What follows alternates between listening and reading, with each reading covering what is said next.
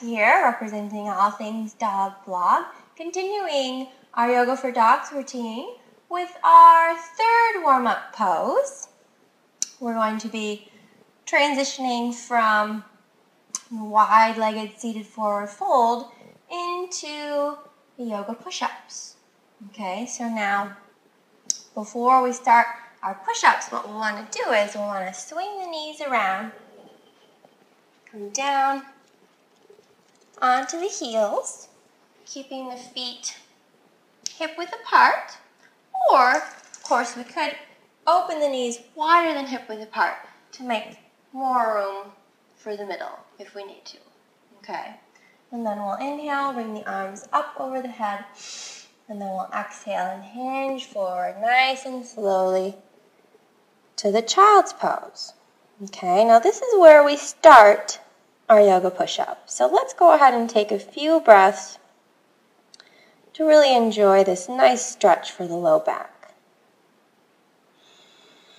And I should say, if we want a little extra assistance here, we could use our blankets. Is it okay if I use this blanket, Nikki? Oh, thank you.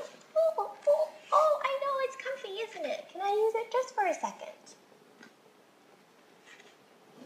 So if we wanted a little more cushion, we could sit on a blanket or a pillow. Then we could also use our block for our foreheads. Okay, so again, inhaling, elongating the spine, creating space between the vertebrae, and then exhaling down. Okay, and then we could have our dogs stay right here where we can see her.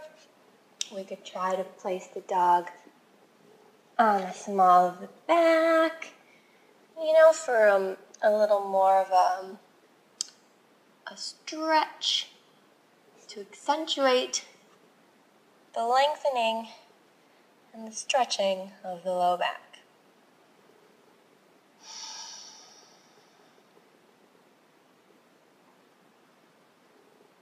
And then whenever we're ready to move on to the actual push-ups, what we're going to be doing is we could try to balance the dog on the low back. We'll see how that works. Sometimes Nikki B likes it.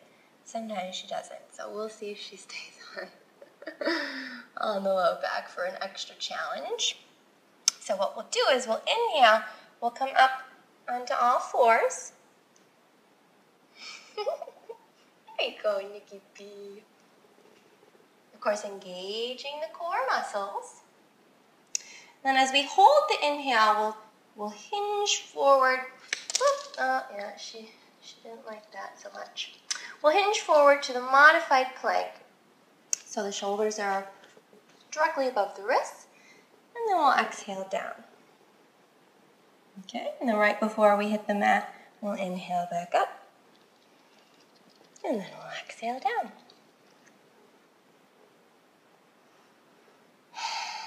Okay, and if you are having issues keeping the dog focused and on the mat, you can always add a little incentive, also known as doggy treats. Okay, so how about Nikki B? How about can you stay right here at the top of the mat? Is that okay for you? Will that feel good for you today? So we're inhaling up, exhaling down, keeping the elbows in, inhaling up, and exhaling down. Do you want to try getting on my back again? Can we try it one more time? Let's try it.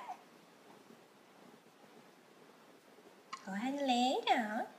It's okay.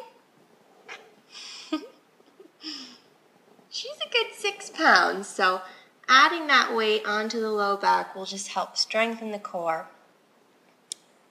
as I progress in this push-up. So we're inhaling up.